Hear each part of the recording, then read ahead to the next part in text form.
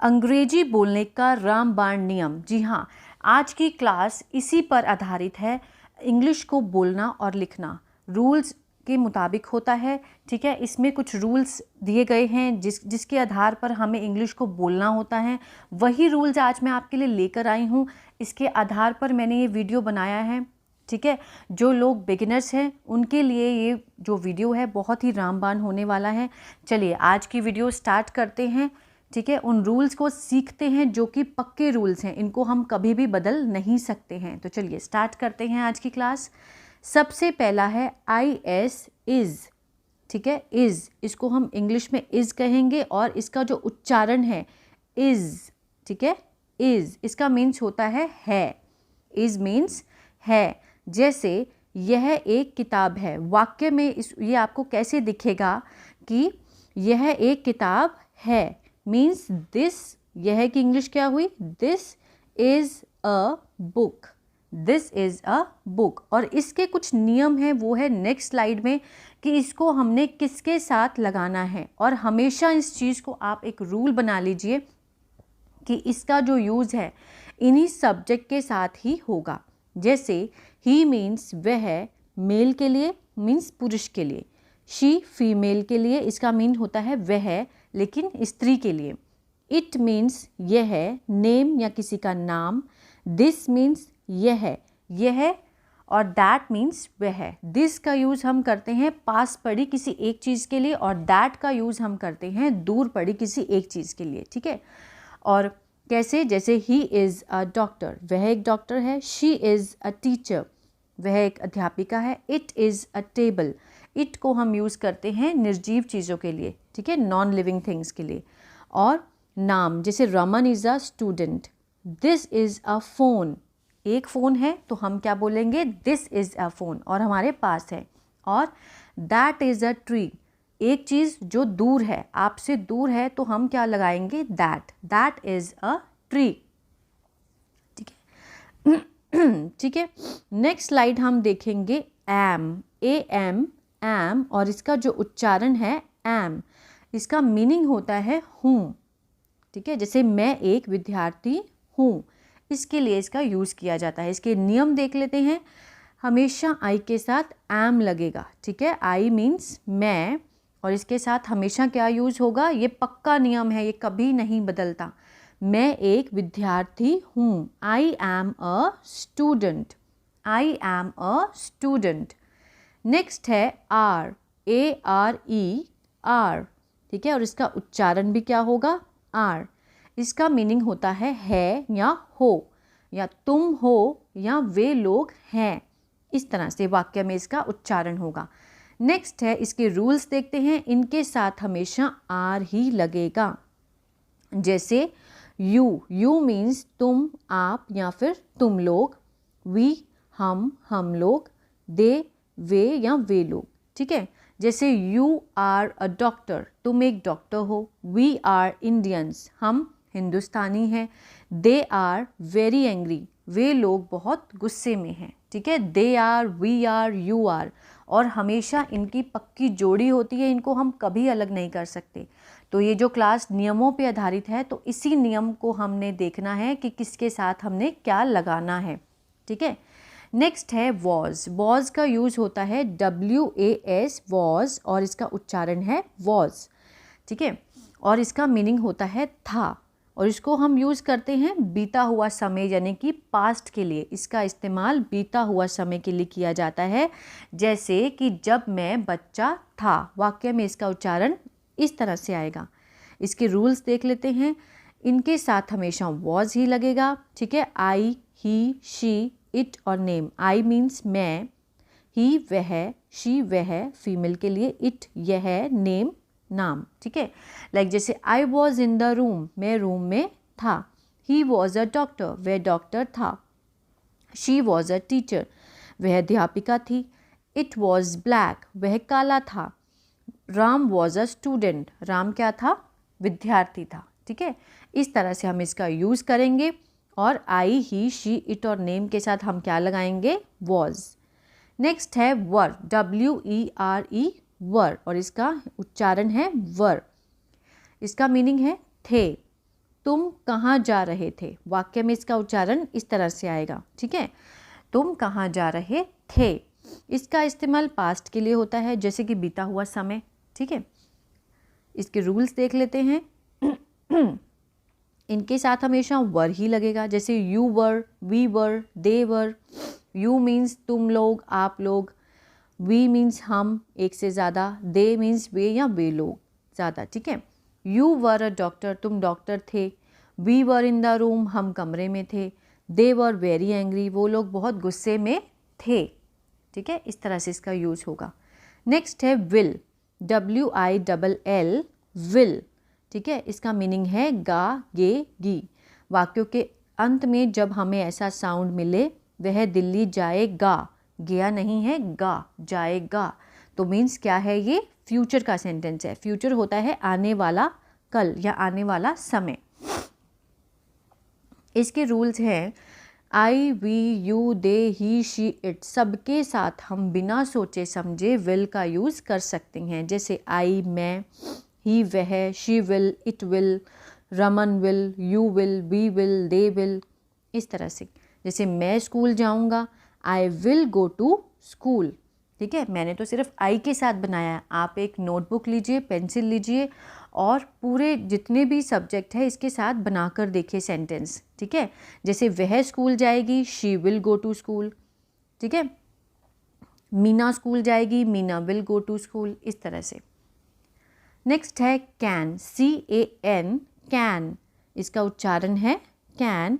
इसका मीनिंग होता है सकता हूँ, सकती हूँ, सकते हैं या सकता है, ठीक है।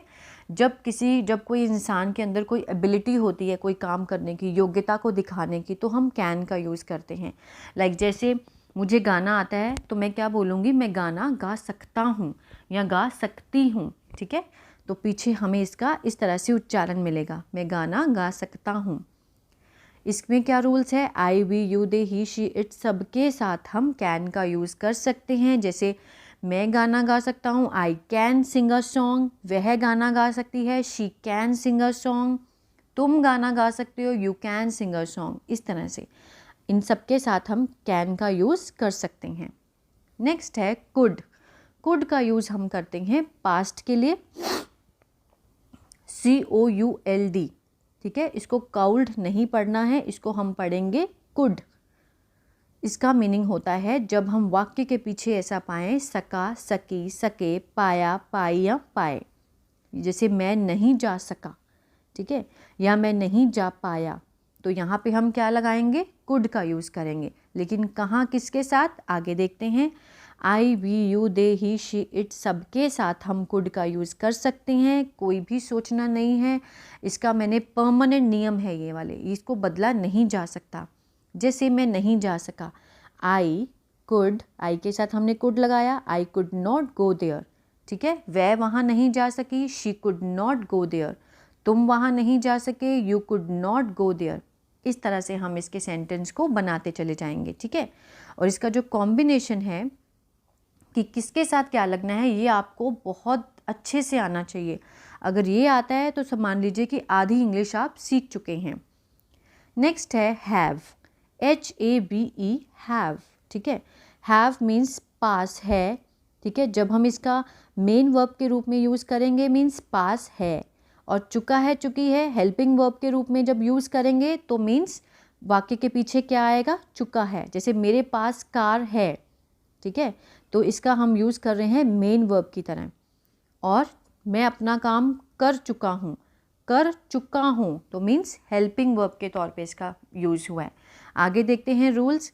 जैसे आई, मैं, I have, we have, you have, they have, ठीक है।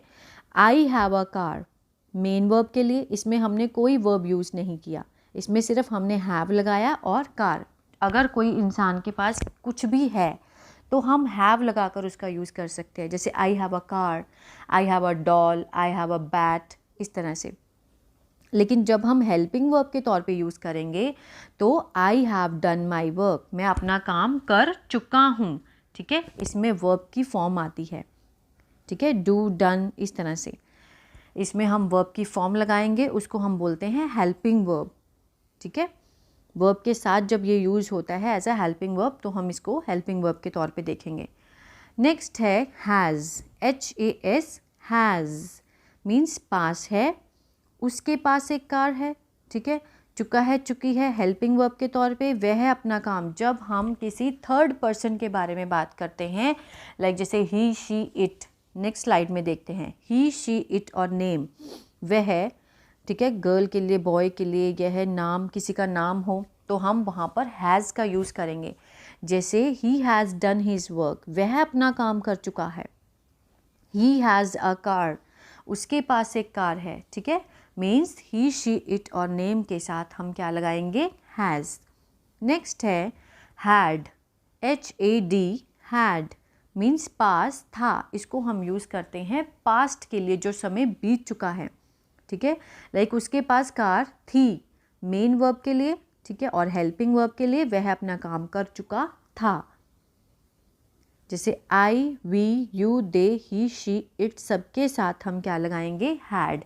इसमें क्या है, इसमें हमें ज़्यादा सोचना नहीं पड़ता है, सारे सब्जेक्ट के साथ हम हैड का यूज़ कर सकते हैं, ठीक है। लाइक जैसे we had a car, you had a car, they had a car, उनके पास कार थी, मेरे पास कार थी, आई हैड अ कार, ठीक है, मेन वर्ब के लिए। जब हेल्पिंग वर्ब करना है तो I had done my work, मैं अपना काम कर चुका था, वह अपना काम कर चुकी थी, she had done her work, इस तरह से। नेक्स्ट स्लाइड है डू।